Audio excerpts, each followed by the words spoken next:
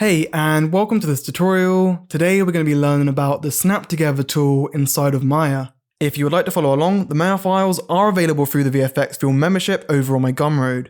This tool can be great for adding extra details onto your models, and I'm going to demonstrate that on this example. Don't get distracted by this amazing train model, but what we want is the chimney to be placed on top.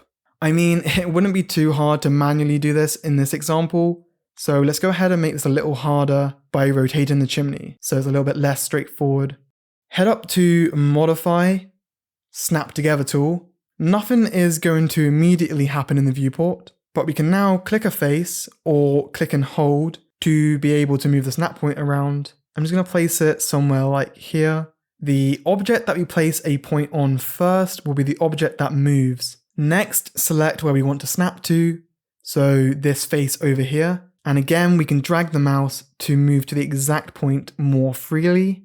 Notice how we get this kind of dotted line showing us the connection between the 2 points. Just go ahead and hit enter to confirm that. And our faces are going to snap together. By default, this tool is going to rotate the object to snap perfectly, but in the tool settings, you can always adjust this if you wish, making it so only the positions change. It's nice as we can model our details without really thinking about their placement, and then once we've done that, we can then place them how we want very easily, without having to manually orientate the meshes, which would be super time consuming. Again, the Maya files are available through the VFX Film membership over on Gumroad if you would like to follow along. Joining the membership not only gives you access to some cool perks, but it also helps the channel out too.